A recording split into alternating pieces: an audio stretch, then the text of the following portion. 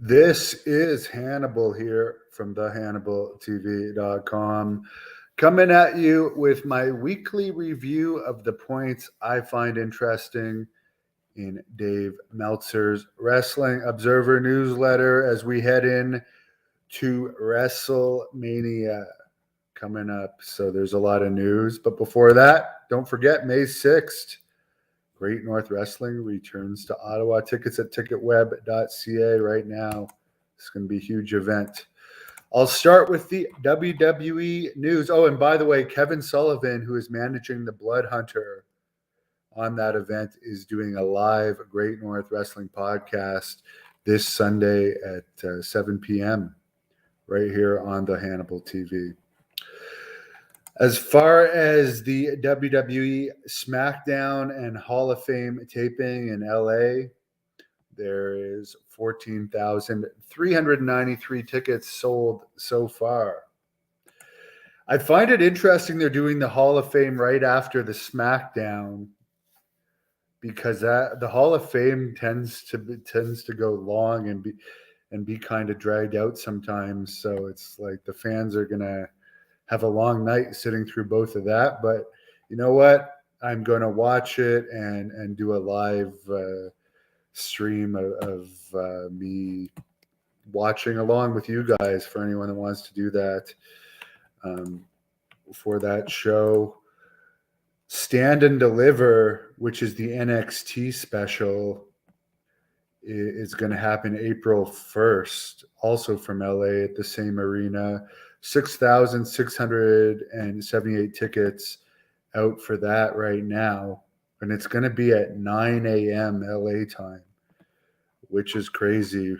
There's some talk since The Rock's daughter, Ava Raine, is going to debut on that show. Maybe The Rock might appear. Who knows? Apparently for the NXT shows in Orlando, the tapings, which are free, they're having problems getting people to come to those. And they're encouraging the wrestlers to try and get their family and friends to come out and be loud because of the issues they've had.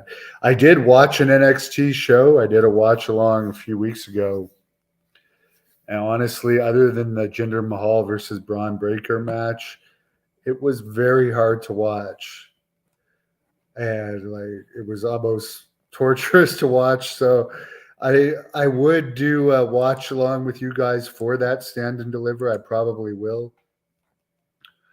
But I'm not looking forward to it. I do want to see The Rock's daughter's debut, though. Apparently, WrestleMania Day 1 has 62,351 tickets out right now. And that arena can hold up to 95,000. Day 2 has 62,961 tickets out. So day 2 slightly above day 1. The day 2 card is, of course, the Roman Reigns versus Cody Rhodes night. There's still some tickets available for the Raw after Mania at the same arena where the SmackDown and NXT. It's called the Crypto.com Arena now. It used to be the Staples Center. There's 15,306 tickets out right now for that Raw. Andy Kaufman going into the WWE Hall of Fame.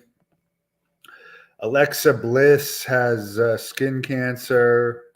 She's being treated for. She has told people to avoid tanning beds. I could say the same thing.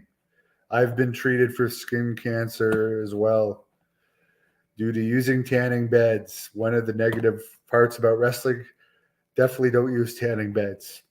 They're extremely dangerous for the skin cancer reasons. Also in WWE news, there's a lot of it. Vince McMahon was apparently backstage at Raw again this week. And Meltzer brings up that they redid a segment where the wrestlers said they were wrestlers. And he feels that's Vince McMahon's fingerprint. I still find it funny that they don't want to call their talent wrestlers, but they're not in the Actors Union. Somebody could actually start a case against WWE refusing to allow their wrestlers to be in the Actors Union because if they're not allowed to call themselves wrestlers and they follow scripts, they're not allowed to deviate from scripts. How are they not actors? Yet they can't be in the actors union. That really doesn't make sense to me. Apparently, regarding Steve Austin at WrestleMania, he was offered to wrestle Brock Lesnar, and he claims he hasn't been asked about making an appearance. He did turn down the Lesnar match, and apparently also turned down match against Roman Reigns. Lesnar is apparently telling people he's going to be leaving the company soon. Of course, he always says that around contract renegotiation time. I would like to see Lesnar in AEW. That would be a great move by Tony Khan. If he wanted to get momentum, he really should try and get Brock Lesnar, because Brock Lesnar is definitely a bigger star mainstream wise than Roman Reigns. He might not be a full timer, but stealing away a guy like Lesnar, that would be a big thing for AEW. I really think Tony Khan should do that, and I would like to see that happen. I would like to see more competition. By the way, apparently CM Punk made a post recently that he had read in Steve Kern's book that him and Coco Beware had a backstage altercation, but they made up and they both continued wrestling. So it was almost like he's hinting that he just wants to put the backstage fight behind him and come back. Because right now he's still under contract, sitting at home being paid, but he wants to be back. I think it would be to AEW's benefit to put him back. And I would like to see the wrestling business more entertaining. I'd like to see him back too. Not the biggest fan of his, but he's another known person that would be appearing on AEW, and he would give it a boost, especially doing an angle about everything that happened, more reality-based. I think that would be good. And of course, Goldberg's a free agent too, another guy AEW could pick up.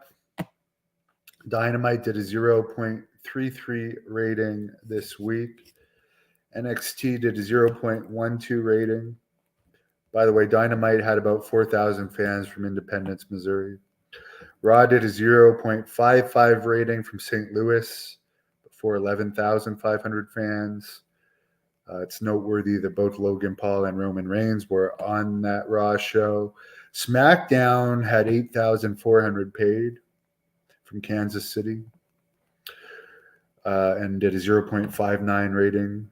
Rivals featuring Lita versus Trish Stratus, 0.11 rating. Rampage did a 0.18 rating, which is very good for Rampage.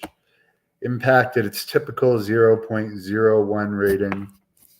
MLW on Reels did not rate, yet they claim the reason they're unsuccessful is because of WWE. Well, they're not even getting a 0.01 rating.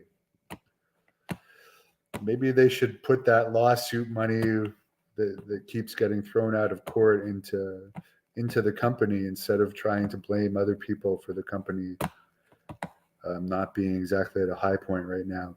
Alicia Tout was granted her release from AEW. She asked for her release. Women of Wrestling did a 0.03 rating. Another AEW news, Tony Khan's Ring of Honor show, March 31st in LA, has 3,669 pre-sold. Of course, that's WrestleMania weekend. That would be the third largest crowd in the history of Ring of Honor, which Meltzer brings up. The largest was the New Japan Madison Square Garden show done in combination with Ring of Honor, which, by the way, a lot of people thought Cody Rhodes and the Young Bucks and all them were going to be on that show when that show did sell out. And then the second highest Ring of Honor show was Kenny Omega versus Cody Rhodes in New Orleans that drew 6,000 fans. AEW Double or Nothing in Las Vegas, May 28th, has 6,246 tickets out and over 600,000 gate already. The Forbidden Door pay-per-view from the main arena in Toronto, where the Maple Leafs play, Scotiabank Arena, sold 12,974 tickets so far, with over a million gate. There was tickets on over $3,500 for that show, and even the cheap seats are like $135, which is crazy. But people are buying them, so why not?